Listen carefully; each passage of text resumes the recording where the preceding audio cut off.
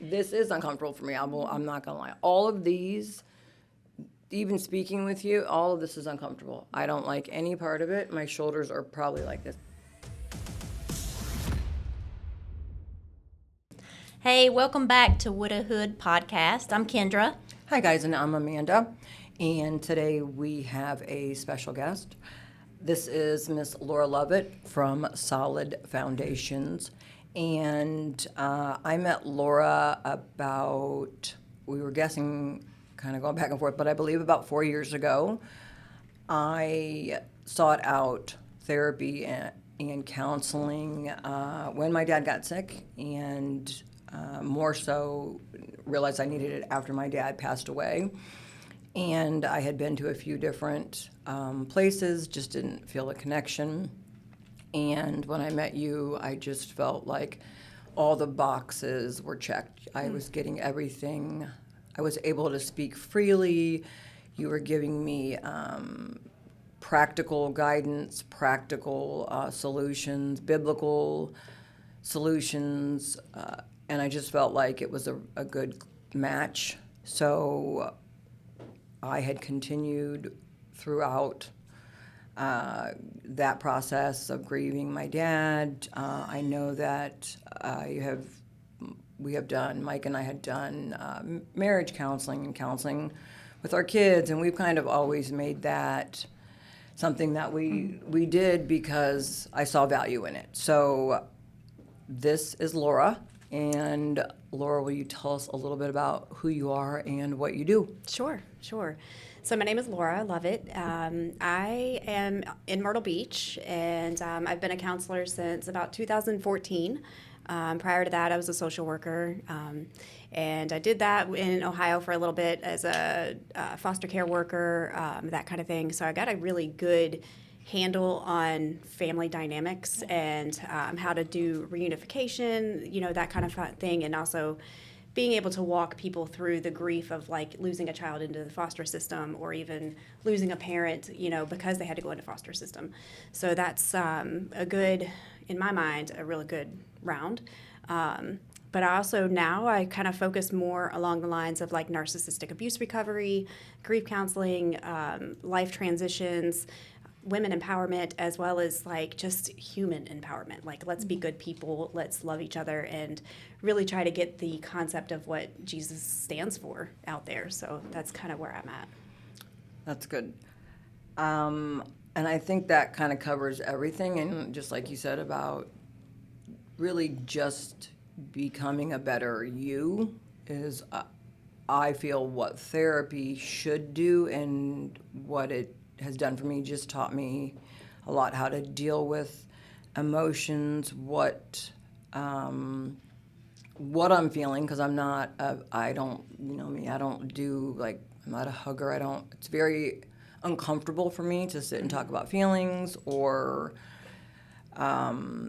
arguments or whatever. So I never did that well. So what we want to talk about is the grief.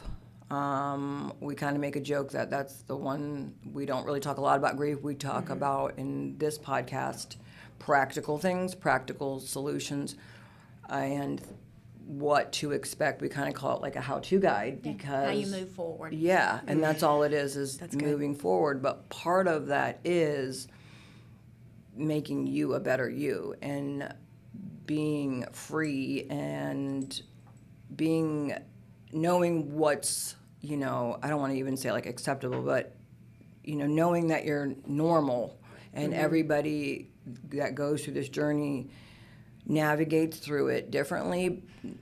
And I think it's just good to know, have someone to bounce ideas off of or Right. feelings and thoughts, and it's a safe space. So that's why I did counseling. I know that you have done it as well.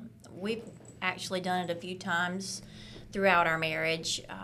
John and I went to pre-marriage counseling just to sort of get to know each other better because he was already in counseling. And then after my oldest daughter Lily was born, we lost a baby. And we went back to counseling after that because we didn't have any experience with that. I didn't know what to expect. I was a nurse, but it was completely different for me. Right. And then whenever John passed, I did go back to counseling. We've gone with our children at different points in time because sometimes as our kids got older, we wanted to make sure that we were communicating with them in a way that worked for them. Right. And, you're going to have different personalities even though they're your kids. So I wanted to be able to relate to them. So John was always a huge proponent for counseling. And then once he passed, I did get in touch with a counselor, and I've seen him for the last almost 4 years. That's great. And he's been invaluable to me in just letting me realize that the emotions that I go through are normal. How I deal with them is how I deal with them.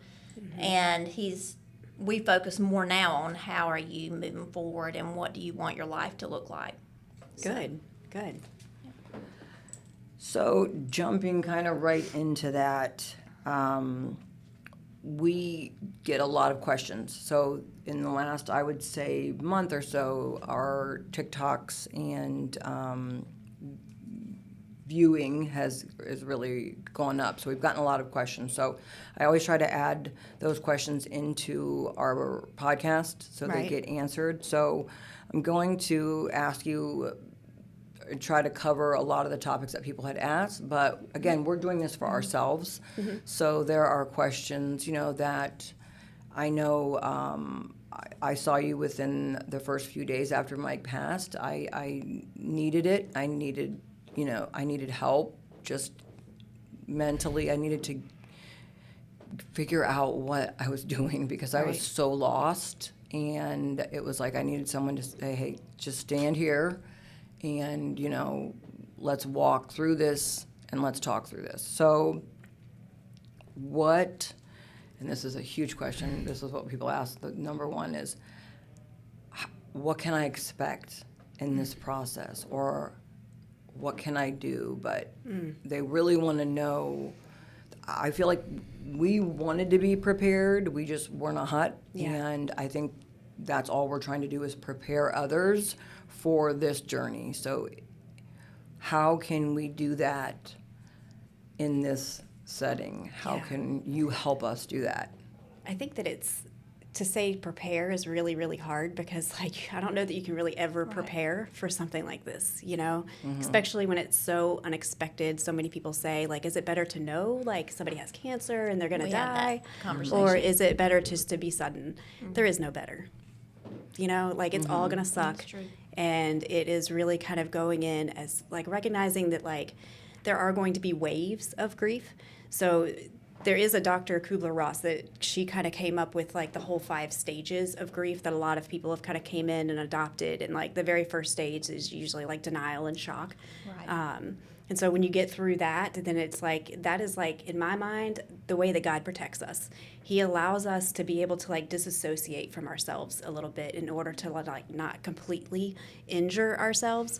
So that is such a gift. But it's also super dangerous if you don't come back. Right. Yeah. So that's being able to have that shock and denial, move through that. A lot of times even going through the funeral, the viewing, all those kind of things, you just don't remember because you're not super present, and that's okay. So don't beat yourselves up for that. Don't go into that place of oh, I totally failed on this. There is no success or failure. It all just sucks, as you guys know. Mm-hmm. So being able to say to yourselves of okay, once we get through that denial, and you have children that you have to take care of, so you don't really have time to grieve, but we have to put time in there. So that's super, super important.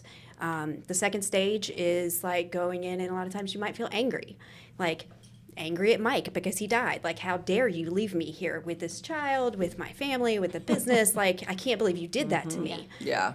So that's really, really hard. And then what do? We get angry at God. He's a big God. He can take it. So it's okay if you're angry at him. He knows, he understands. He's right there with you weeping as well. Okay? So once you get through that anger stage, then a lot of times we go into a bargaining. oh, if I could have just done this different, then maybe it wouldn't have happened. Or if I was just aware, why didn't I know? And so we kind of go into that self-blame, that's that bargaining stage, and being able to come through that, like that helps to just understand the stages that you're in. So that way when you're in it, you can really kind of just label it. It's good. Sometimes it feels better to have a label, you know? And then the next stage is the sadness, that depression that just feels like it's never, ever going to go away. Right. Like you don't want to get out of bed in the morning. You don't want to have to like go to the teacher parent conference. You don't want to have to go to work, you know?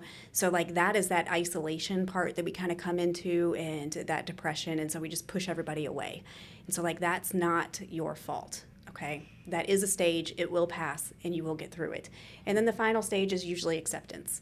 So hopefully we get into that acceptance part of like, hey, this person really is gone, and it's not their fault, it's not my fault, it's not our children's fault, like it's not God's fault.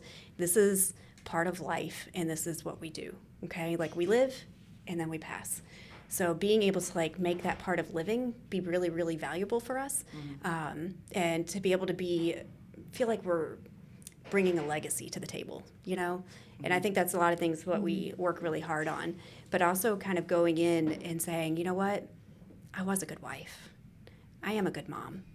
Like even through grief, I can suck it almost everything. But you know what? At the end of the day, like you guys are good moms. Like I've heard lots and lots about like how you parent and how kind and generous and like compassionate that you guys are. And that's one thing that I don't ever want y'all to lose. But being able to come in and say, this is part of it and it's okay. And you said those stages, we had talked about those once before, and there's not a definitive time limit for each one of those stages, is there? And just because I say them in 5 orders doesn't mean that they go in 5 They orders. might mix all in. Oh, absolutely. Like one day you might be in like my life sucks, I don't want to live anymore, and then the next day you might be like I'm so mad at the world, you know? And then, you know, one day it's like, "Oh, I feel good. Okay, what is this about?" And then I kind of use the analogy of like an ocean. So, you know, we live on the beach, and so it's really easy to like look at the beach and look at the sand and how beautiful the waves are until you're in the ocean and you're like, these waves feel like I'm drowning. I can't take it anymore. So this is where it's like when we can do it, for me, I'm a very visual person, but a visual analogy of like I'm standing on the edge of the ocean and I can feel it coming up and I can feel it like hitting my feet. I can feel it hitting my calves. But you know what? Like I'm not going too deep. And that's where it's like when we go too deep, then we have to make sure we have our life jacket on, okay? Our life jacket is our support network. Those are our friends, our family, our counselors, our people that are supportive. Like, and I know that some people don't always have supportive families. Like some families just really suck. But that's on them. You know, that's not your fault. There's nothing that you can do with that. So that's where you find somewhere else to be able to like lean on. So just because it's blood relative doesn't mean that they have to be the ones, okay? So and don't feel guilty if you don't use them, you know? It's okay to not use them. But that life jacket, that is your preserver to be able to get out of this grief, to be able to get from one day to the next. I think we've talked too that there are days that I hit all 5 of those several times throughout the day. It's you don't a song, a smell, someone walking by you, a vehicle, something could trigger one of those. Then, which for me, it's kind of like a domino effect. I go through the whole, series again. Yeah. So I like that. You kind of corrected me with you really can't prepare because unless you're in it, you just don't know, and what you think you would do and what you even suggest to other people to do, and unless you're in it, you don't know. And I think that's the biggest thing that we need to recognize, that we are human. Mm-hmm. We screw up. We're still going to be human throughout this whole process, and it's really just managing every day. Like it's just, and we have discussed this, but it's just get through the day. Yeah. Like sometimes I'm like, put your one foot in front of the other and just move, and at least I'm still treading water. Like I'm not drowning yet. And there are days that I do feel like I'm drowning, and like we always say that you're at almost 4 years, or you at 4 years, and I'm at almost 6 months. So that's a big difference, and especially in grieving time, I feel like one day is like is You're still like an infant right now. I just can't even. And even you explaining those stages, like I can look back with you saying that, and I realized that the first year I did disassociate. I was like, this is horrible, that this happened. But I didn't take it in that it was necessarily me. Happening to you. Yeah, and I was also isolating, and I was mad because I thought nobody else knows what this is like. Yeah, You know, you feel like you're on an island. right? And to the outside world, I probably seemed like she doesn't speak to anybody. I didn't. I got what I needed done, and I didn't associate with people. Right. And so looking back at that now, I'm like, oh, okay, that was me protecting myself, and that's all I had to give at the time. Right. And that was okay. That's absolutely okay. And it's really important to recognize, because we have so many people pleasers in our world that so they don't see themselves as a person. Instead, it's like, oh, I've got to meet the needs of this one, and I got to meet the needs of this one. And so we tend to feel very like codependent in a way where it's like, if I don't meet their need, then I'm not worthy. You know, and so being able to say to yourself of like, I am still worthy, and their need can be met by other people too. Like, you are not the end all be all for anyone. That's good. Yeah. We both probably need to hear that. Me too. Well, because I think, like, again, as a mom and a wife, it's like you're second in command. So Yes. when your commander in chief goes, that leaves you You got to step up. to do everything. And I think that we, or at least I felt like I had to do it all today. Today, I have to get every single thing done. And I think a lot of days I feel like that. So you had given me advice, making lists. And if you check one thing off that list, you did a great job. You did it. So I think we just put so much pressure on Yeah. ourselves to do Why everything. do you think it's so hard for us to give ourselves grace, but we spread it out to everybody else? That goes into such a core value of worthiness. And are you deserving? Like, we've all done bad stuff. Like, let's be honest. Like, we're good people, but at the same time, like, we all make bad choices. And every single one of us is one choice away from being in jail. Yeah. Or being dead. Like, in all reality. So, like, if you're not in jail and you're not dead at this point, then, like, you've done a good job. Like, celebrate that. And so, but a lot of times we don't think of ourselves as being deserving. And so if I'm not deserving of somebody's love, or I'm not deserving of their attention, it's just easier for me to be able to, like, earn my worth by loving you well. So that's kind of where we land with that.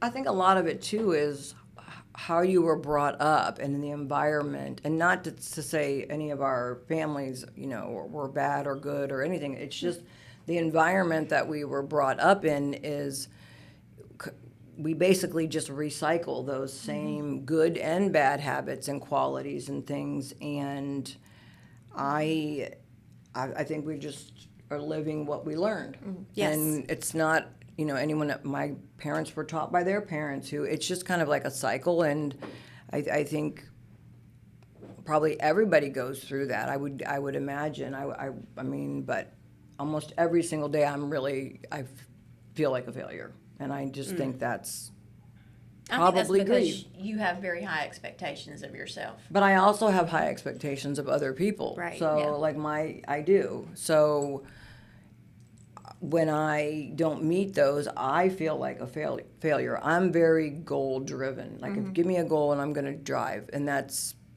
I think, how I was raised. But I just think that's how I am. So that's why I think I'm so hard on myself.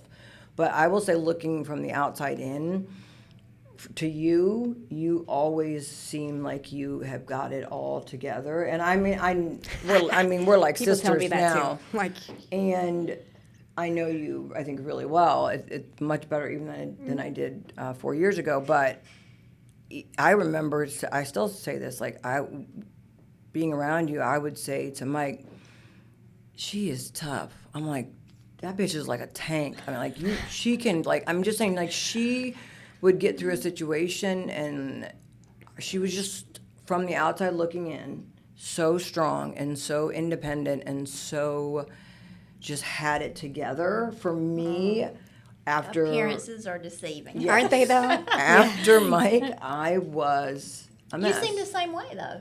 I remember you being at my house, and I just remember like not. I don't remember that.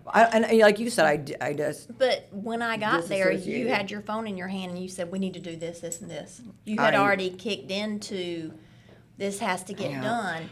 And how are you supposed to do all the things that you know need to happen? But you're heartbroken. Yeah. And you can't even feel like you're breathing well. And how do you balance that out? That is okay. We're One of the things we, that we started like we went hard right off No, the it's bat. good. We This were is going to fine. ease into this, but we're No, just let's going just- straight in. Yep. Yeah, I'm right there with you. But I think in my mind, it is like choose your choice. You know? Choose your choice.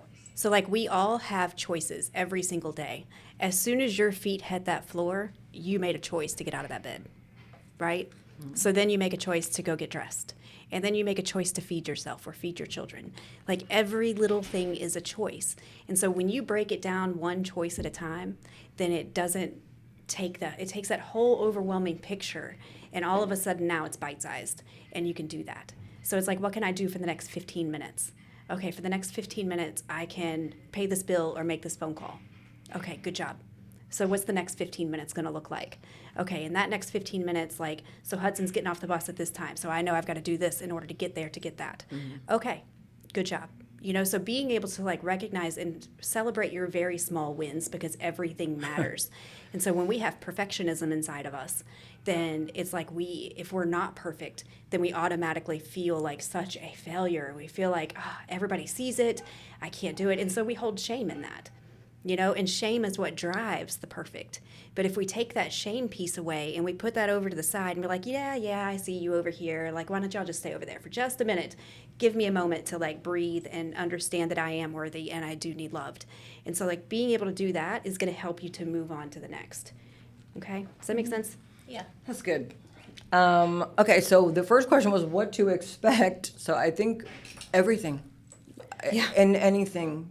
Yeah. Kind of anything goes.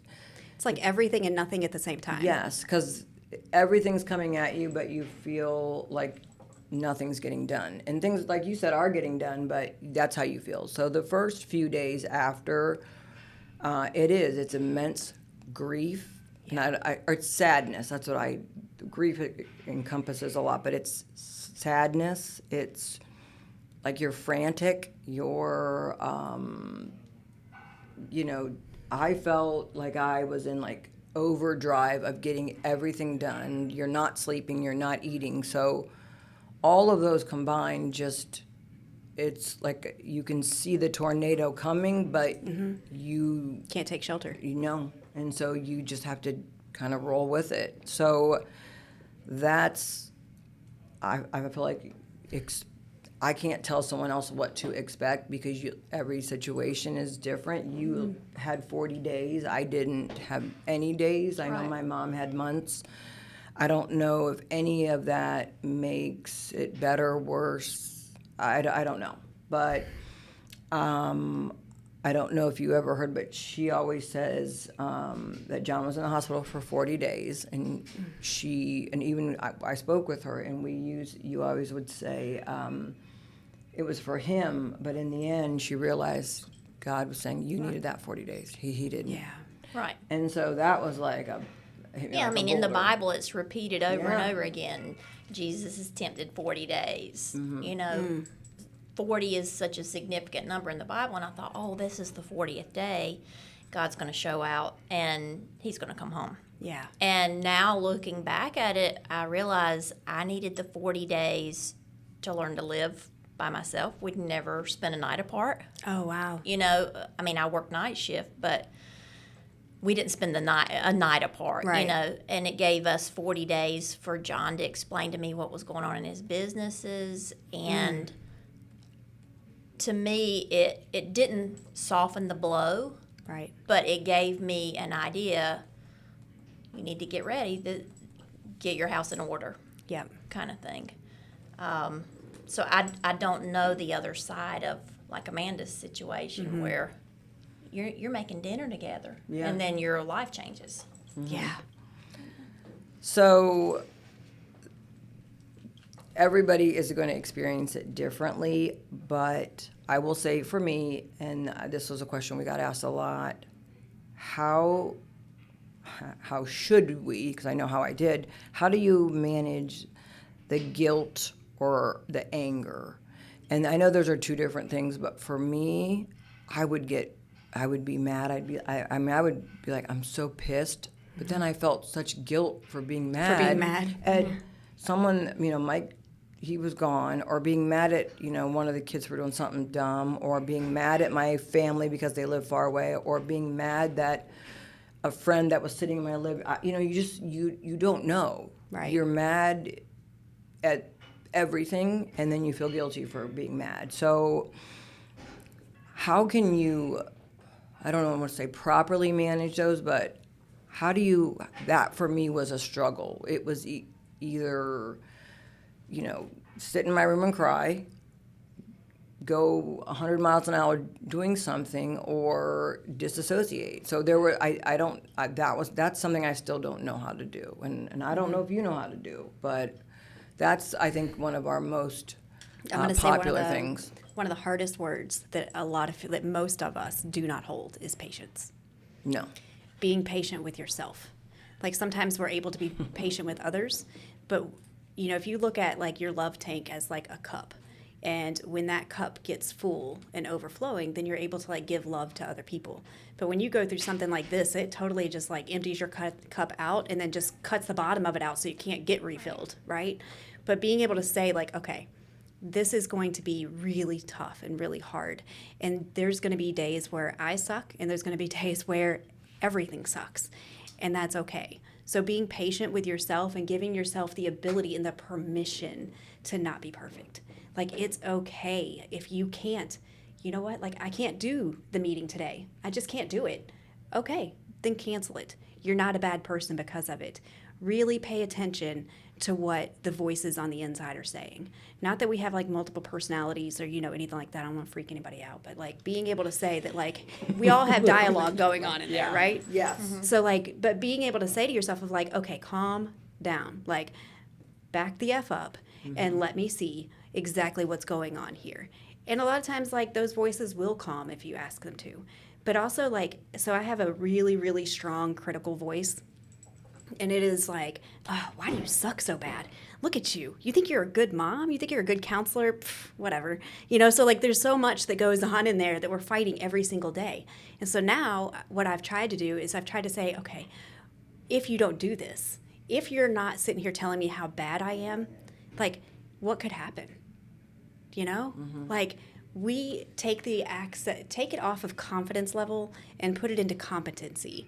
Like we are competent people. We are able to walk from one day to the next. So reassure yourself, I can do this today. Tomorrow, I don't need to worry about that. I'm not there yet. But like today, I'm going to get up. And today, I'm going to do the things. And if you can't do it, today I'm going to love myself enough to not expect me to do that. And it's going to be okay. I'm not a failure. I'm not this horrible person that your brain is trying to tell you that you are. So the feelings of anger and guilt, they're going to come no matter what. Absolutely. It's almost just like a revolving door. And you just have to kind of, I hate this word, grace, give yourself some grace. I and think be I patient. felt guilty because I had 4 kids, and I thought I need to be doing something every second that they need. And it's like you said, once your cup is empty, I would answer them short, or Yes. I would, overreact to something. And I think even though I felt a guilt, I realized I've got to start doing something where I'm alone by myself for an hour a day, that I can process what's going on and get my game plan together and not have to be worried about doing something somebody else needs. Yes. Because if I get that time by myself, then I treat them better. Well, we Yes. went to dinner Yes. 2 nights ago, and Amanda felt guilty Yep. because Hudson had fallen off her scooter, But Hudson was fine. She was fine. Hmm. We went and ate pizza. We laughed. And I think you were better when you got home. I was. Right? For sure. And even that day, you were like texting me, and I was like, oh, I feel like She was trying to cancel the I whole know. day. Oh, Sure. of course. No. It's not, and it's not even that I didn't want to go. It's the guilt of leaving, the guilt of even getting a babysitter, the guilt of, well, if they need something, it's just me. So it's being able to tell yourself that, like, okay, I may feel guilty for this, but I deserve this too.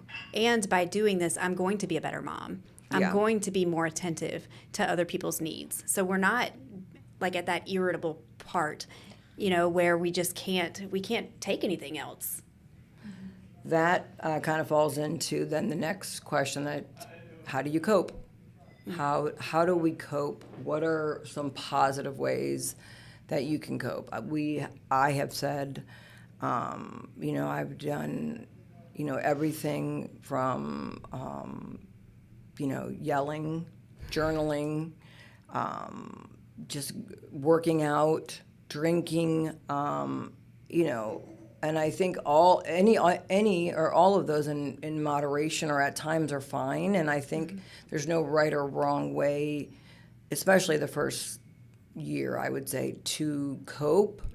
There's unhealthy ways and healthy ways. So what are some ways that you think are healthy ways of coping with all of those signs of grief? Because Right. there's they again, every day it's you go from one to the next. That's Right. I never feel like, I don't know, I'm going to say at peace, but I will we'll say like today was a good day, but then I'm like, but then I got to do it again tomorrow. So it's like I never have that where I can take a deep breath Yeah. feeling. And so I don't know how to cope.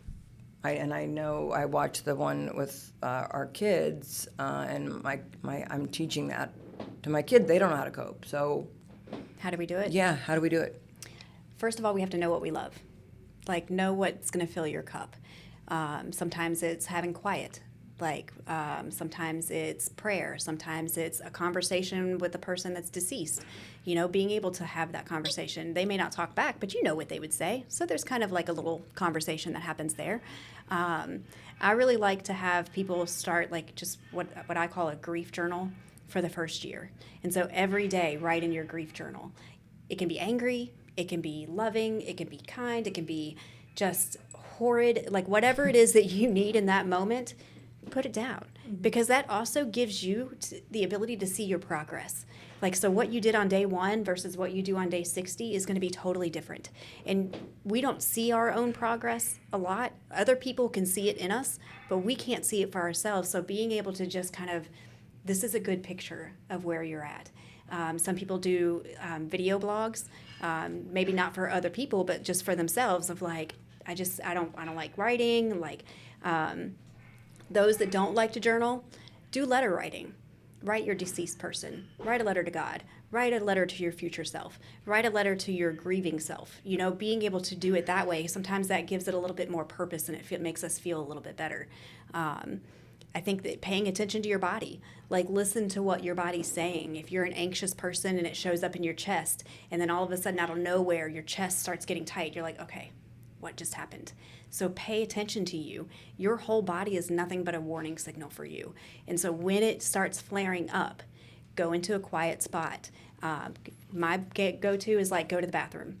Put some cold water on your pressure points, because like when we get anxious or when we get activated, then we get hot. So go cool yourself off As your fan. as you're sitting here fanning. I'm in menopause. This is not this girl, is me this is too. extremely uncomfortable. This is uncomfortable for me. I'm not gonna lie. All of these, even speaking with you, all of this is uncomfortable. I don't like any part of it. My shoulders are probably like this, and I'm sweating. So Yeah. But also telling yourself, like, I'm safe. These are Yes. people that I trust, and it's Love both, okay. yes. And they see me, and it's okay that they see me. So being able to say that, like, this is my choice. You could easily get up and walk out of this room at any point in time, but you're choosing to sit here. You chose to, like, start this podcast because Yeah. it's going to make you guys feel better. But it's also going to help others, which, again, brings in that piece of, like, I feel like I'm helping. yes, Right. So we are a bunch of servers. and I mean, obviously, all of our jobs we were all helping people. That's why we got into it. Even in the gym industry, that's why I wanted to help people. So I think that's just that's my nature, and I feel good about. I don't know about myself, but I feel productive when I'm helping other people. I feel like there's value in that to me. Right. So. I was telling Amanda, even when we started talking about doing the podcast, even almost 4 years out, some days I wake up and I feel like I don't have a purpose. Yeah. Like I was John's wife. Mm-hmm. I was the kid's mom. I'm not a wife anymore. I'm not part of that anymore. And when we started talking about doing the podcast, we got excited because we're like, that gives me something I need to work on, you know. And I think even just having that I know every Wednesday we're going to talk about this. I am going to talk about this even though it's not my choice of topics. Fun, you know. But every time that I've left here, You feel better. I feel better. And because I do hold stuff in. Right. So it's been good, even though it's taken me longer than it has taken Amanda to talk about it. When I'm leaving, I'm like, there's been days I have cried the whole way home, and I'm not a Same. crier. But I'm like, oh, okay, this needed to come out. So I'm glad that we Yeah. decided to do it. Yeah, I am too, because I think you're helping so many people. And, you know, and grief is not just grief. Like, it really parallels, like, divorce too, you know? Yeah. So, like, when you go Someone else through told me. a divorce and you have that, like, you lose identity, you know, being John's wife. Like, you know, I've been divorced before, and so it's like that having to remake myself as Laura. Like, Right. has been such a journey, and that's where you guys are at, and that's what you're doing. So I'm really proud of y'all. And, you know, somebody said something the other day about divorce, and I think it's a different thing when you have to grieve somebody who's still alive. Oh, it sucks. You know, because John and Mike didn't have a choice. Right. You know, but if somebody has a choice and it doesn't work, then you have to grieve that they live an hour from here. But you also have to grieve that if so there are good divorced parents out there, but there are some divorced parents that just suck. And so they just leave their children. And so you have to grieve for your children even that, like, I'm sorry that they don't love you enough to be around, you know, and seeing their heartbreak. When we have death on the other side of that, it's like, we know they're not coming back, right? But in divorce, there's always that hope that the person's going to get their head out of their ass and become the person they need to be. And so, like, we don't always have that hope. So I think that's where divorce gets a little bit more messy than, you know, death. Yeah. What about, I mean, so the question was healthy coping mechanisms. So Right. whatever, you know, like I know she walks and was doing that every morning, that was healthy. So it's really to each person, you know, what works for them, right? I mean, there's no right, I don't think there's a right and wrong way, anything unless it's destructive Right. or illegal or, you know, I mean, like that. But I'm saying, I don't think, you know, anybody that, at least from the outside in, I wouldn't fault. If I saw somebody, I wouldn't be like, shame on them or fault Right. someone for grieving or mourning someone differently than I do Right. or coping. I think movement. Yeah. Like, it may not be, you know, full on huge exercise, Yeah. you know, where you're killing yourself, but it also may be, you know, so like a punching bag may come in handy on those days that you're Yeah. really angry, and being able to have that. Also, like, when we exercise, it releases so many endorphins, and the dopamine levels, they all go up. And so that gives us that happy drug that a lot of times we're trying to get by drinking or drugs or, you know, whatever. Like, we just want to feel better. And that's why we have those other little things in there that can become really, really horrible things in our lives. So I think being able to, like, recognize what is it that you need that's going to make you feel better. Movement is an absolute yes. If you can do it, if you want to walk, if you want to run, if you want to exercise, if you want to include someone in that, a lot of times, like, being next to a person, that helps as well. Like, so if I don't know how you guys feel about it, but when I'm with my best friend and I could be in the worst mood ever, but as soon as we have that little spark of laughter, then it is like, oh, I feel so much better. That was Yeah, I that agree. was how whenever I lost John, Amanda would let me come box with her. Yes. And I would get there feeling powerless because I thought I had no control over what had happened to me. She would let me hit her as hard as I could. You're such a good friend. I am a good friend. whatever. Luckily, I don't evidently hit that hard because she kept does. letting me come. Yeah. But it released the endorphins. We would inevitably laugh about something, and by the time I left, I was like, okay, I can handle the rest of this day. Yeah, yeah. And it's hard to be in the friend spot of somebody that's grieving, because it's like you want to love them and you want to be everything they need, but it's like you don't know what to do. And the truth is, it's like you don't need to do anything. You just need to be, be present. And in that, so like and I apologize, I don't know all my terms, but there's like an oxytocin that kind of gets released in our bodies whenever we come into contact and somebody like mirrors us. This is why when you see yourself smile at somebody in the grocery store and they smile back, you're like, oh, we just bonded. I didn't even know it. Like that's what that is. That's a connection. That's an attachment. And when we lose such a huge attachment in that manner, then instead of blocking everybody out, we want to make sure that we have our people. So like put on your life jackets, get your community support, get those people that are like your go-to. One of my friends sent me this reel about an 8-minute friend. And it was like, make sure you have that 8-minute friend so that no matter what's going on in your life, if you need your friend, then they're going to answer the phone for 8 minutes.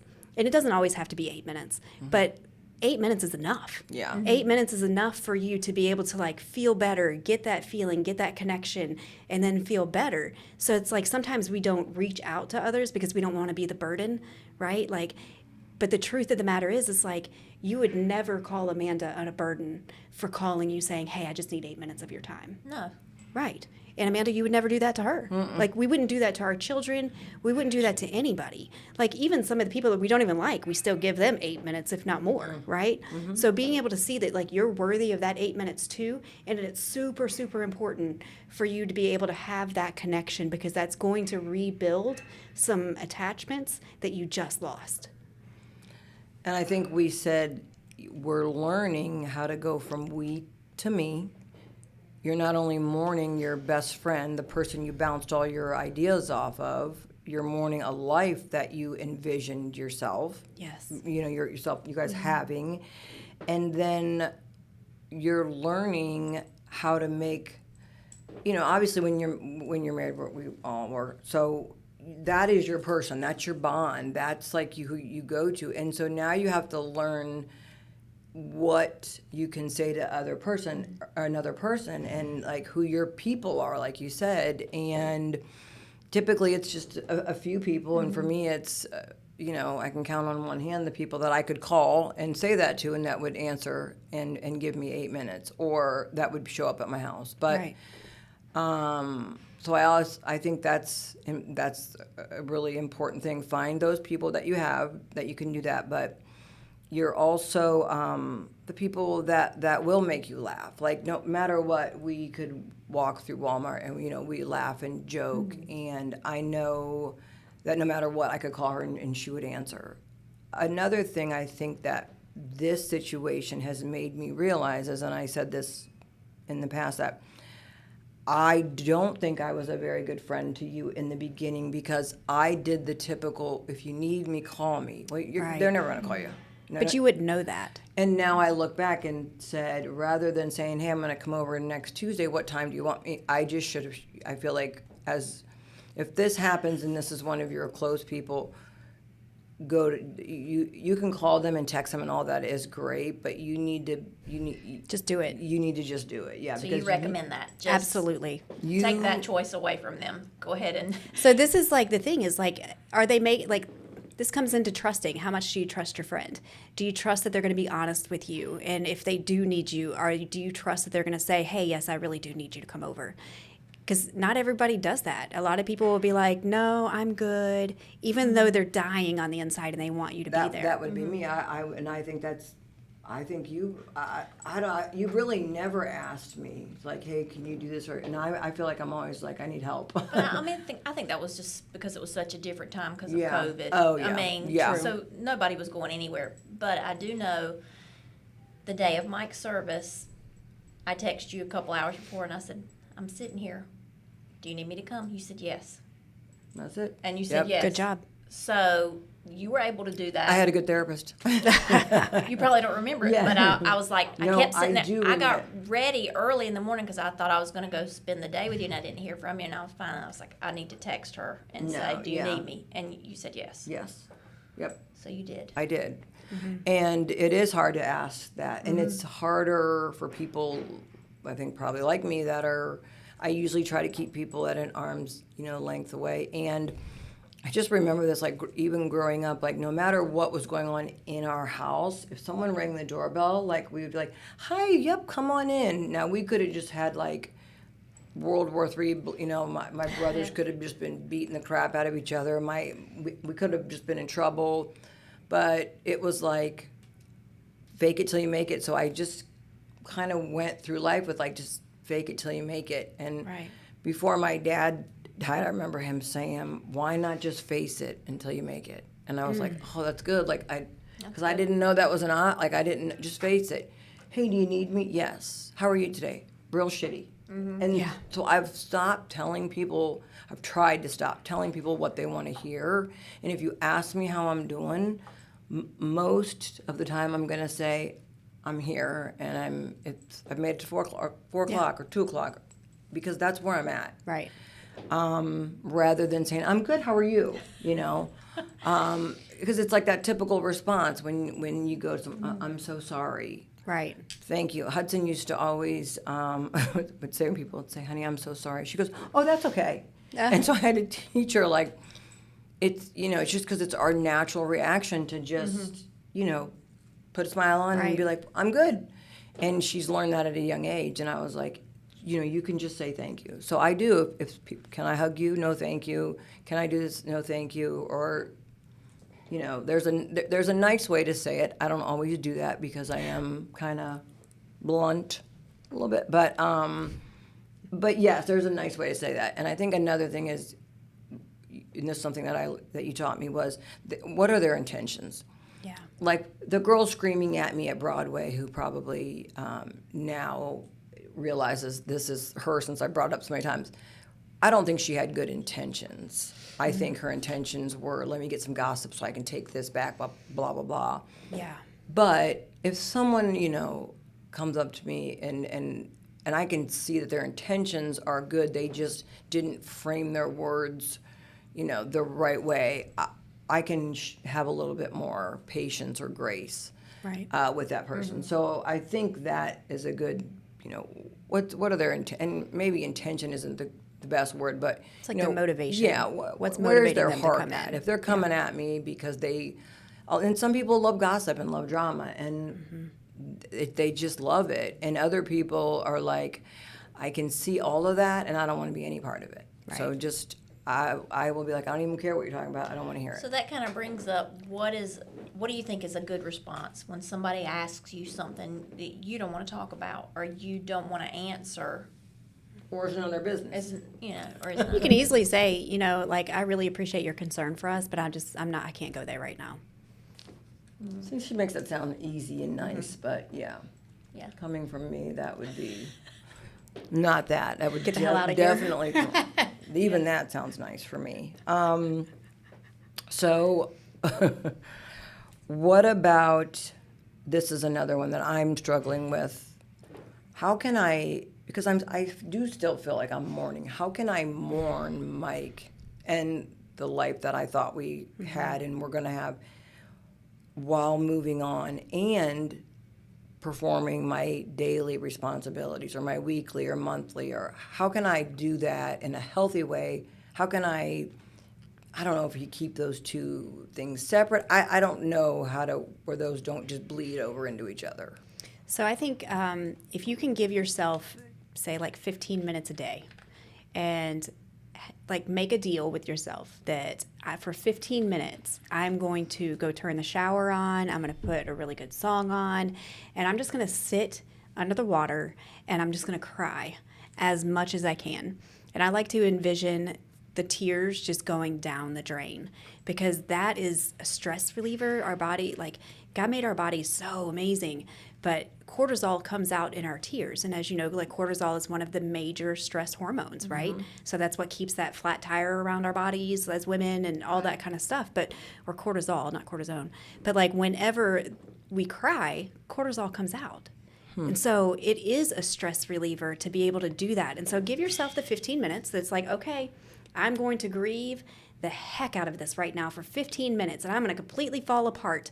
And then when my alarm goes off, then I'm going to pack it back up and I'm going to put it away and I'm going to continue my day. And then tomorrow, I will meet you back in the shower. I think that's too because you've allotted yourself that time. Yes. And so, like I did walk in the morning. I walked 5 miles. I knew to the end of the pier and back, I had until I got back to my condo. I could cry all the way to the pier. I could cry almost all the way back to my condo. But it was like I had gotten it out Yes. before I had to go in and handle the kids. Yes. And take care of business that I didn't know what I was doing. Right. You know, so I usually don't feel like, maybe that's why I didn't seem like I was falling apart, because I'd already fallen apart that morning. Yeah. Well, You're that's right. Good. Yeah. So, I didn't. I didn't even think about that. What about we use this term, but like the moving forward. How do you know when you're moving forward and when you're not moving or moving back? So You know, this is, again, it comes in waves. So you're going to have good days and you're going to have bad days. When you're moving, you're not even going to recognize that you're moving. So, like, it's just going to be one day you're going to wake up and be like, wow, I feel really good. How do I feel so good today? You know, and then it's like tomorrow it happens again, and then it happens again. And so it just happens. And so when we don't pay attention to it, to be honest with you, as far as like how far we're going or put an expectation on it, then it will happen. So this is a season, and recognizing that it will pass, okay? So like I keep in my mind, like this too shall pass. And when you do that, then it's, okay, I can breathe. So for me, praying to my God and being able to say like, hey God, like I can't do this right now. Like he says, when you come to me, I will give you strength. Like I am your strength, right? So like go in there. And sometimes we can't pray. I had somebody today that said, I can't pray right now. I can't pray for myself. I can't pray for my family. I can't. And I was like, okay, you have people that do pray around you, right? And she's like, yeah. I said, well, have them pray for you. Have them pray for your family. Like, that's what our support system's for. Again, they are our life jackets. They are the ones that help us float along, okay? So, like, we need them. So the more you isolate, the harder it's going to be for you to move forward, okay? So there is no real roadmap here. One day at a time, one choice at a time, and just keep going. It doesn't mean that you don't love your spouse. It doesn't mean that, like, when the time comes, and I don't know if anybody's there or not, like, when the time comes for you to date, or if you start feeling interested in someone else, like, don't feel guilty for doing that. It doesn't mean you're not loyal to your spouse. It doesn't mean that at all. It just means that, you know what, I want companionship too, and I deserve to be loved, and I want to have that kind of connection. Even as scary as that is, we just take it really, really slow. So the bottom line is really you're always moving forward as long as you get up and keep going. Just keep moving. Just keep moving. What about on the days? And I have less now than I did, and I remember, I don't know, maybe it was like a month or two ago that you said, you sent me a text and it said, sis, in a year from now, think of where you'll be, or something along those lines. But it started with, sis, in a year from now, you're going to look back on this and be in such a different place in your life. And part of me felt like, thank God. And another part of me felt like, oh no, am I going to be, like, I don't want to, not that I want to sit in this bad place, but I almost don't want to move on some days. I don't want to. Like, I don't want to do it. I don't claim to have this like we had this great marriage. No, we went through hell and high water and everything in between, in our 23 years together. But did I ever picture myself without him? No. Is it hard for me to do that now? Yes. Yeah. So how do I even do that? Like that for me is where like when she sent that to me, I was like, it made me feel good and bad all in the same 30-second span. Oh, yeah. So I don't know like what to do to maybe just saying, allowing myself that Mike would want me to move forward. Mike would not want me to be stuck here.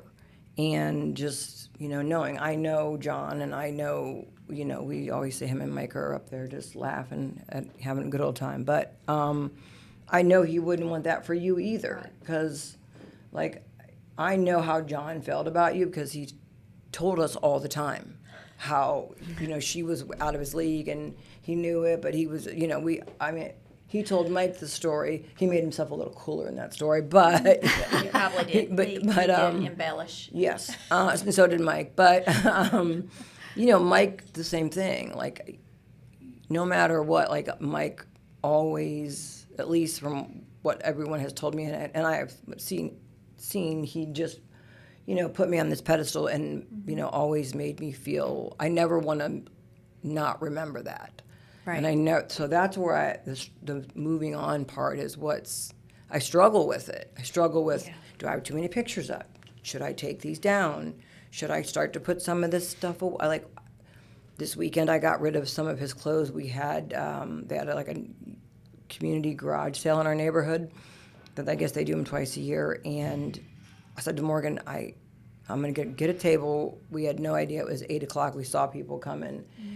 And I had put a bunch of Mike's stuff out, and a couple came in, and they said, well, we coach football, and we have a bunch of boys, and we saw the Nikes and the shorts, and I'm like, some of those have tags on them. And they were like, well, we're trying to call and see if our son would blah, blah, blah. Anyway, they left, and they came back, and they said, well, we got a couple other kids on the team that do wear 12, that they don't have shoes. And I just said, you know what? Take everything on the table that you think would fit any of those kids. And the guy goes, I'm a football coach, and I said, then take it all. And that made me feel good, and it made me feel like I was moving forward in a respectful way. I was honoring Mike. Yes. Because, I don't think Mike would be like wanting me selling his stuff. And I didn't even feel good about that, but I knew I had stuff I wanted to get rid of, and I was like, and people came up and bought stuff before that and after, but when those people came back and told me that story, I'm like, take it all. And and I felt good. So I felt good about it. But I don't, know how to completely clean out his closet, and I don't know how to do that. You don't have to.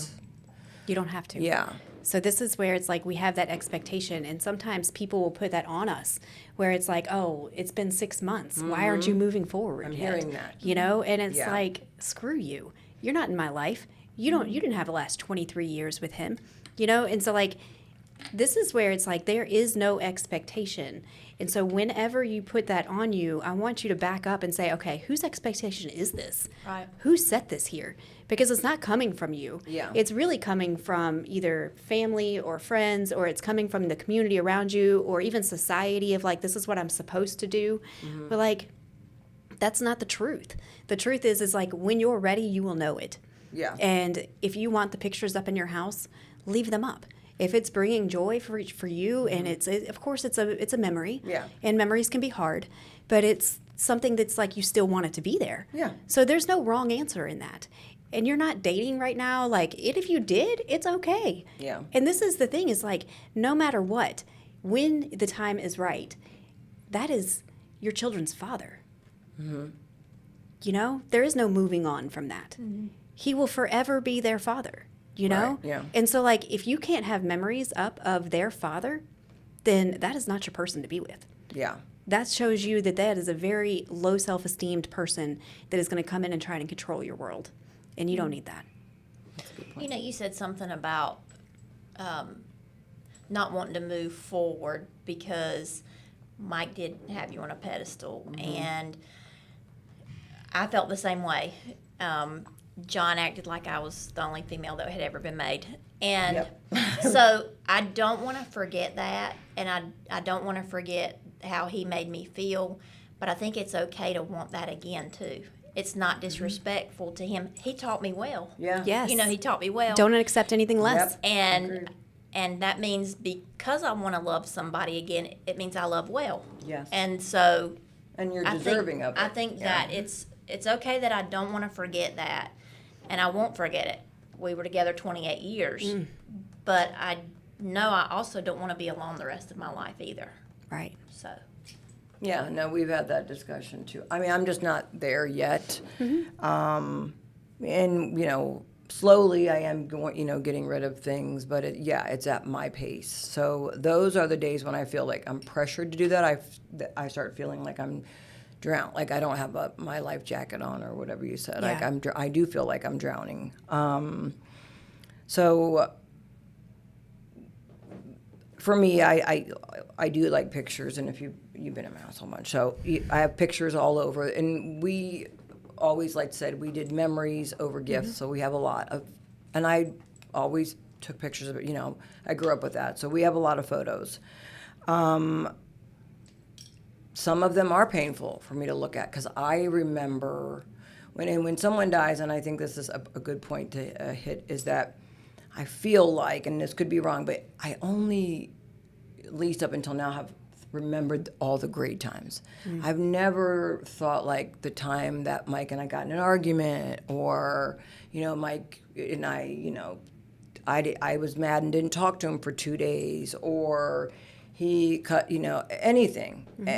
You only remember the good times right after someone dies. So all those memories on the wall are just the good times, but some of those, when I see them, I remember the hour before and the fight before.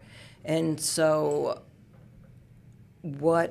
how do I preserve that, that memory without when I, keep, basically just reopening a wound? Is there a So- safe way to do that? This is like putting it into a perspective of like, yes, we had that fight ahead of time and we did that, but we recovered. Yeah. Like that recovery is the most important part of communication, of relationship. And so like you can still have the memory of like, wow, that fight sucked. Yeah. Like we didn't even want to take this picture, But it's like, okay, but look at all the rest of the memories that we formed after that because we got through it. Yeah. So it's okay to have the bad memories too. And I think that's where journaling has helped me too. Like I was a huge, I didn't want to journal. I was just I so, never did that either, but it's been very helpful for me. And that's just crazy because I was like, I'm not doing it. It's just dumb. And I didn't even know Morgan was doing it before I was even doing it. But I was just like, it's not helpful. But now I did start right after Mike's. And when I go back and read some of those days, I'm like, wow, I have come a long way. Or I have done something. So I haven't done it as much lately. But I mean, in the beginning, I was doing it every night because it was my only outlet. Because, again, when that doorbell rings, you got to put your, I always say there's, salesperson Amanda and Amanda from, It's like, let me put my mask yes. on. Yeah, and I don't want to do that, but I don't also want to be ugly, Amanda. Right. But, so that's, the journaling has been helpful. And even if you're not a writer or, I don't write well, I love to read, but I would suggest doing it like you said. You could do videos, you could do talk to text, but just putting your feelings, almost for me, it's just like getting them off of me and out of me. Yes, And- because if you and don't, that's it. they just sit in your head. Yes. And they just go back and forth and back and forth. And so, like, this is Jordan Rayner is a really, really good author. And one of the things that he talked about was, like, closing loops. And so when we have anxious people, I'm an anxious person. Same. And so it's like I'm always worried about, like, what's tomorrow going to bring? Am I doing okay? Like, and so if I don't write down make my list of, like, hey, this is what I have on my plate today, this is what I have tomorrow. And by being able to do that at the end of the night, it's almost like closing the loop of the day. Being able to say, like, okay, it's out of my brain, it's down I don't have to worry about it anymore. I don't have to try to remember it because we will wake up anxious throughout the night. So, like, and then when we wake up, we might have a panic attack in the morning because it's like, oh my gosh, I don't know what I'm supposed to be doing right now. I don't have, so like close those loops before you go to bed so that you can have a restful night of sleep. It's super important. My counselor said that to me too. He said, write down the 3 or 4 things that are weighing on your mind. Write them in your journal before you go to bed. He said, close it and let God hold it. Yes. Ask God to hold it and to let you sleep. And it worked. I mean, it worked That's a for great me. idea. It worked for me. And then when I got up in the morning, I opened it and I was like, okay, these are the 4 things I have to do today. But I felt like it gave me a break. He said, let him hold it and take a break. Yeah. It's powerful. Well, I think that the getting your feelings out, no matter what, in what capacity, is in this situation is helpful, because And- you feel like you have the weight of the world on your Oh, shoulders. absolutely. And all eyes are on you Yes. as well. And everybody's watching and Yes. judging, and, oh, I wouldn't have done that. Yep. You know, it's like, well, it's a good thing you're not me then. Huh? Yeah. You know, so like really kind of come into like that aspect of like whenever we're people pleasing kind of people, then it's very much of like, oh, I'm supposed to be this way. I've got to do this for them. Oh, see, I told you I was doing it wrong, you know, but like your feelings are your feelings. They are valid. And so being able to put it down on paper, sometimes like our anxiety also makes it so huge that it feels like it's monumental and we're never going to get out of this, right? Yeah. But when we put it on paper, then it kind of like makes it a little bit more real, but also a little bit more manageable, you know? So then even like when you're telling yourself all these lies of like, I'm not a good mom, I can't do this, I can't, you know, like what is the truth? Put that truth in there. And if it can't be your truth, what is God's truth about this? Be able to say, like, he says he's going to be my strength. Okay, good, because I can't do it today. But he can. So let me put on my armor. Let me put him in, and we'll keep moving. How do you handle then, and I'm going to say family because I think might be easier with friends, but how do you handle family or friends that don't understand your journey or aren't coming at you with maybe good intentions? And I don't mean bad intentions, but they're constantly, bringing you back to the past or making you relive that worst day of your life over and over. What's the difference in setting a boundary and just cutting people off? Because I know for me, like, I tend to just stop talking to people. Like I used to have a phrase, but I'm going to try to G-rate it. If it's not bringing peace to me, if it's not bringing financially, if you're not paying my bills, I don't owe you anything. And it seems kind of harsh, but in this situation, like Mike, and he protected us, and he was a shelter, and he was, no matter what was going on, his number one thing was protection and taking care of us, me and the girls. Right. Number one.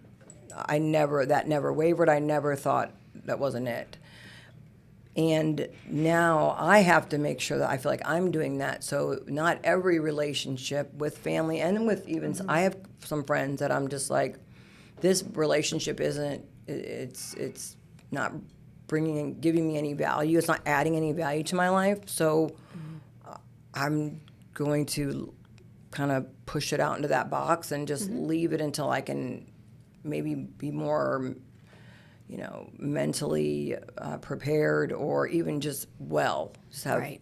to do it. Is there a difference in that, a boundary and a complete cutoff? Is it healthy? Well, Is that? Some people, if they can't respect your boundaries, then you do have to do a severing. Yeah. And it doesn't, like, hopefully that doesn't have to happen, but it's like we can't have silent boundaries. People need to know where our boundaries stand. And so if we just exit out of the relationship and we don't give them a chance to respect our boundary, that's kind of like on us. Yeah. But when we tell them, like, hey, I don't want to talk about this anymore, and I'm not in a headspace to be able to do that, but they keep bringing it up, then it's like, you know what, you're really not a safe person for me. And because you're not a safe person, I'm going to have to limit the amount of information I give you, but I'm also going to have to limit the amount of time you get of me. you know? And so that doesn't make you a bad person. And so being able to go and understand the myths of what a boundary means. Like, so many of us don't want to set them because it's put in our head that if we do something for us, we're selfish. And like, if we don't do what the other person wants, then that's us being mean. Because like, boundaryless people, they don't understand boundaries. They just look at you like, oh, so you're just being mean to me right now? Why would you want to do that to me? I thought you were a good person, right? So then the manipulation starts and the guilt trips start, you know? And being able to just say, you know what?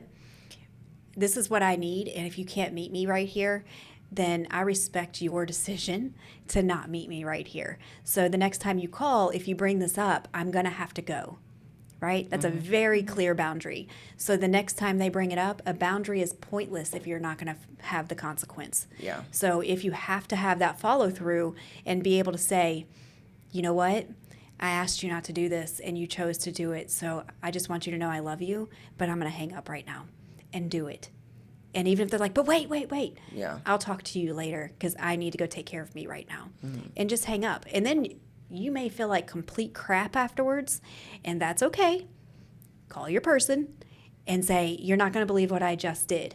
You know, I feel like such a horrible person. I can't believe I just did that. So then that other person can talk life back into you because you are going to feel bad. So we need to have our support system to be able to say, you didn't do anything wrong. What you did is exactly what you should have done probably a year ago, and it didn't happen. And now this grief and all of this is forcing you to be in that place of having good boundaries. Yeah. That's That's good. good. Yeah, We I like that. both probably need that. I like that. I just think that's, again, we're being moms, and I feel like I'm more like an empath. Like, I feel what people are feeling, and I want to meet people's needs, and I want to do, I always want to do the right thing. Do I always do it? No. And I think for me, I'm a person who would give some, you know, I just keep, if you're going to keep giving someone, it's like, I'm going to count to three, I'm going to count to three, I'm going to, you know, you're not really going to do it. So either you count to three and spank the child, which is, you probably can't say that nowadays, but, or you are a liar and you're just going to let people walk all over you. Right. And if you don't follow through with a boundary, with a boundaryless person, then they're like, got you. I'll see you again tomorrow. Right. Yeah. Well, and there's givers and takers, and Absolutely. most people are one or the other. And I'm a giver, and which means I'll give until I have nothing left. And right now, where I'm at is I don't have a lot. Right. There's hardly anything in my tank, and I think that was what reminded me. That's why you had said that. Like, in a year from now, sis, you're gonna, But I wake up and I'm like, I got nothing, and I have to, get Hudson ready, and then I have to come to work, and and I have to even just to do anything. I got to go put gas in my car. Just the most basic tasks sometimes are like just overwhelming. And I constantly say, I feel like I'm drowning, I'm overwhelmed, and you're right, you need people, and I have isolated myself because I didn't know better, and I again can count on one hand how many people that if I stopped texting or calling them would say, hey, what's up, you're not, that would even notice or would reach out to me. So I think that for me has been really eye-opening in this whole experience, is that the people that at day 2, are they still the same people at month 2 and month 4 and month 8? And 9 times out of 10, they're not. Because what they were in it for was that high of that drama and the emotional, I love just getting the dirt. Yep. They weren't in it because, hey, man, I love you, and if you need to cuss me out or punch me as hard as you can, or you want me to, let's go drink, whatever you want to do, if you want to go swim in the ocean, whatever, I got you. If I got to leave at 2 in the afternoon or 2 in the morning, I got you. And I think I've learned who those people are. Yes. So I think if any good came out of this, not if any good, but I'm sure I'll look at other things, but this is one thing that it's taught me, that I'm not a doormat. Just because you're strong doesn't mean that I'm going to take all the shit from you just so you can look good or feel better or say you did something. I'm kind of over that. And One of the things I want you to see is it takes a lot of courage and a lot of strength to be able to say no to somebody. it's hard. And that's It's the complete hard. answer. Yes. That's the complete sentence. Yeah. That It's not is. no No. because I've got No, this. It's yes. No, it's just no. No is no. And people don't understand that. So when people try to talk you out of your no, that is your cue of you don't respect my boundaries. Right.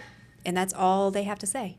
It's like, oh, but, sorry, can't trust you, bro. Yeah. And because sometimes it can come across mean, I feel like she could say F off, and because she's so sweet and has that southern accent, I would be like, You don't really I mean that. would be like, but she for say me, that yeah, when I say no, it comes out kind of harsh. So I have learned to say, no, thank you. Good. I'm not. enough. I don't want to do that, or I'm not going to do that, or I'm not going to talk about that. Yeah. So I've had to learn to say that, and I've even told Hudson, she was going to school and the kids were asking, and I gave her the politically correct answer, and then I gave her the answer that I would say. But yeah, I just said, Hudson, you just say you already said most of your friends are not in your class. You don't know these people. And if it's an adult asking you, give them my phone number, please. Yes, because yes. I would love to speak with them very closely in a very Husband's small like, room. I'm good. I'll take care of her, Mom. But I mean, just like if that's an adult, but I mean, adults have asked her, and it's just like So this is a kid. inappropriate. So inappropriate. And so, I mean, but yeah, so that's where I was. I think I'm in that phase of I don't want to hurt people's feelings, but I also don't want to get walked on, and I don't want to have to keep reliving the same day.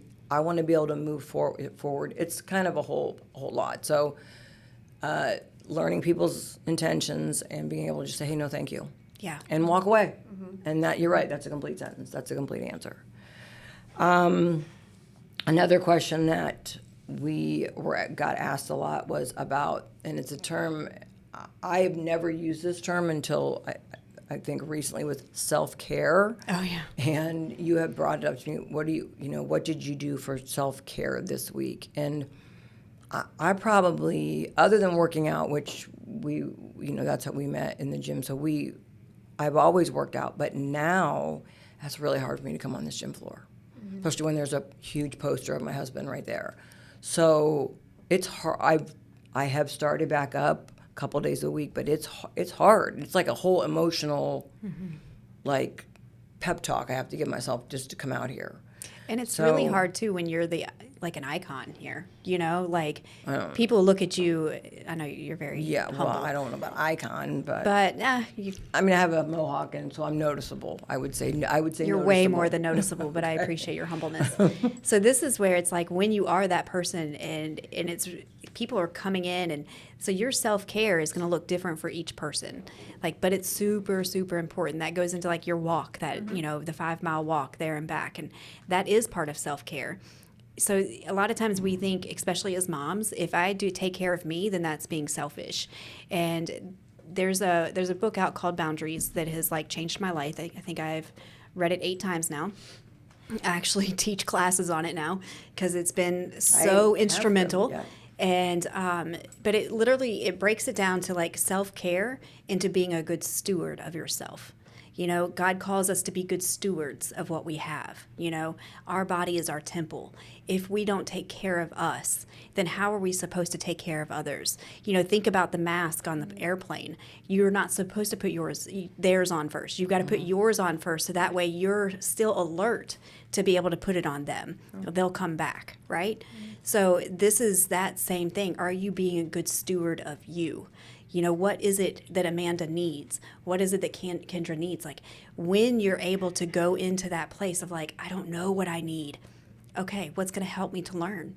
Let's go try this. Okay, we can try it. If it doesn't work, then you don't have to do it again, But try everything once. Well, almost everything, almost everything. I think you actually, in the last year, I've noticed that about you. You've trying new things and doing new things that I've noticed that are admirable to me. Because I'm like, oh, look at you trying golf. Well, you'd think you're in your 40s and this is who you are, but if I've never tried these things before, I have a lot more life to live. Yeah. So am I cutting myself off from things that could be really cool because I've just never done it before, or because John and I as a married couple didn't do those things? And so now I've figured out I like all kind of stuff, but That's awesome. So, like, we're an invention, and that's the whole thing is, like, we are continually growing. If we're not growing, then we're basically dying. Like, we become stagnant. And so stagnation is not being a good steward. So keep the growing, keep adventure. Adventure makes life fun, right? So, like, it can be risky, but it doesn't have to be, So, like, just being able to just, I'll try it once, and if I don't like it, like, give yourself permission to either leave early, give yourself permission to do whatever it is that you need to do. Ideas or tips for self-care? Are there things that you recommend? I mean, Some people can be like, go get your nails done, go get your hair done. When you look good, you feel good, right? So the better that you can go out there and you can look for yourself and not for others, because like others' opinions don't matter. But you know what? Like if you feel better in a size 2 pair of pants, then get to a size 2 pair of pants. You're not doing it to be able to go pick up another man or do whatever. But it's like, no, I feel comfortable in my body in that. Okay, then go do that. If you want to go to the spa, get a facial, get your nails done, do the different things. You can do that. You're allowed to do that. That's part of all of those things. Sometimes it could be, you know what? I just need to go and hide in a cabin in the woods for 3 days. Like, doesn't that sound I need that, phenomenal? yes. Well, maybe not cabin in the woods because I don't like that, but yes. But to like, get away. go do that. Yeah. That's important, and you're not a bad mom for doing it. That was my next one. That's how I even said to you, I always feel bad, and doesn't matter. I mean, when Mike and I would go on, we always try to do a date. He would always like, well, we can take Hudson, or I would say, let's take Hudson because it'd be a place she would like, and you've got to get out of that mindset where it's like us going to dinner for 2 hours or going to Best Buy or whatever is not, you're not a bad person, but I feel like I have to be both parents to them, and I have had to go to them and say I cannot fulfill his role or his job that he held in this house. I can't fulfill that place that you have for him. I can't because I've had to break it down. I have to work and I have to do, other things. And even when I'm at home, like Mike worked from home, so if at 2 PM they could. Even if I'm home right now because I'm doing a lot of other things. So I do that's where that guilt comes in. And you've got 4, so I would think it would be, potentially you could be running kids and going to something for the kids every single day, Yes. all hours Back of the and day. forth. Yes, back and forth, all the time. So, so anything that makes you feel better would be categorized as self-care. Yes, and I don't want it to be like alcohol or marijuana or Yeah. whatever. I want it to be like things that are going to I meant show like benefit. nails or, and But it doesn't mean like going to a brewery with a friend. yeah. Doesn't mean that can't be self-care, right? But it just means that like anything in excess is going to be bad. Right. So like moderation, like if you become like obsessed with going to like get your nails done, if I don't do that, then I'm just like, Yeah. like no, that's not self-care. That turns into obsession, Yeah. So being able to find that balance, but this also kind of comes into the place of like teaching your children on how to take care of themselves. It's like, hey, I'm going to go take care and label it for them. Make it a normal part of life for them of like, mom needs some self-care right now. So I'm going to go in my room and I'm going to read a book. And I would really appreciate it if you did not interrupt me for 30 minutes, and that doesn't make you a bad mom. And so when they come in and they're like, mom, hey, remember our deal, 30 minutes. So, one of the things is like set a timer because on the microwave, whatever, outside your door, like a little egg timer, you can hear them if they're turning it off, right? Yeah. So like just being able to say like, okay, when the timer goes off, that is your cue of like, I am open for business, right? Yes. I like what you said about teaching your kids that it's okay to look after yourself, because I remember I used to stay with my grandmother in the summers, and she got up every morning, put on a full face of makeup, and dressed up. Always had her hair done. And I'd be like, "Are we going somewhere?" And she said, "No, but there's no reason to look like a dirt eater, you know." And gosh. So my kids will say "dirt eater," you know, like they don't want to look. And that was one thing my counselor told me. He said, "Go walk, come back, get a shower, get yourself ready for the day." Yep. And some days I didn't know what to do past that, but I was like, "Okay, I'm supposed to go walk, and I have to get a shower, do my makeup, and put on clean clothes." The days that I struggled more were the days where I stayed in my pajamas and Yes. didn't put a bra on all day long and didn't brush my teeth. Yes. Then I felt like a loser. Yeah. But because I do that all the time. I'm a loser. no, I mean, for me, he said, think about how many times you're going to walk past a window or a mirror, and how many times are you going to see yourself. If you see yourself as the best that you can be, you'll feel like you can handle more. Yeah. And that It's worked so for true. me. That worked for me, but And she always looks like that. I mean, like, seriously, she does. Every time I get up in the morning. You have to do it in the morning. I do. This is as good as it gets. I can't get, I mean. And everywhere we go, people are trying to Yeah. talk to you. Yes. Because you're beautiful. I'm sure. Yes. I'm sure that's why. How can you help us understand the concept of, and this is a term that we started using, but the lady put it like this: moving forward without feeling like you're leaving your spouse behind, because essentially we are. And I understood her point, but also I don't know if she understood her point. You know what I mean? Because it was like, I get it. Like I need to be able to move forward. I cannot stay stuck on April. I can't. I mean, that day is, and will forever be the worst day in mine and the kids' lives. And Right.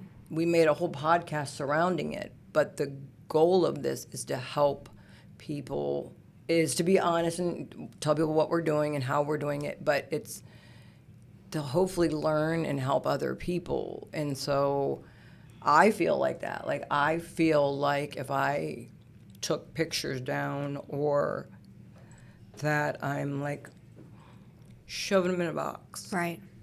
So This is where it's like moving forward is going to look different for every single person.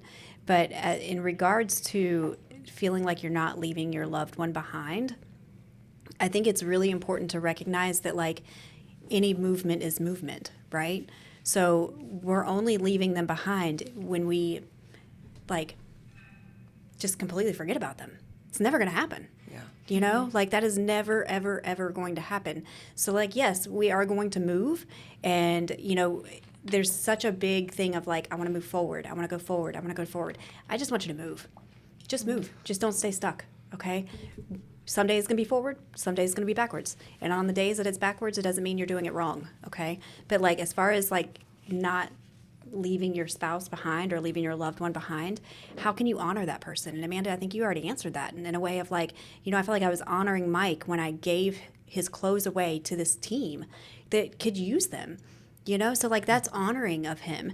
And so every single day, I mean, his birthday's coming up, right? So, like, being able to say, like, you know what, we're going to honor him in this way on this day. And every single day, like, you go back past the picture, like, love you, miss you, right? And that's okay. So the day that you pass the picture and you don't say that doesn't mean you forgot about them, right? It just means that you don't feel the need to let them know that you miss them, because you already know that. They already know that, right? So being able to say to yourself, like, I'm not a bad wife, I'm not a bad person if I do move forward, because life doesn't stop. That's the whole thing. It's like, it's moving with or without you. Yep. So get on board, because here we go, right?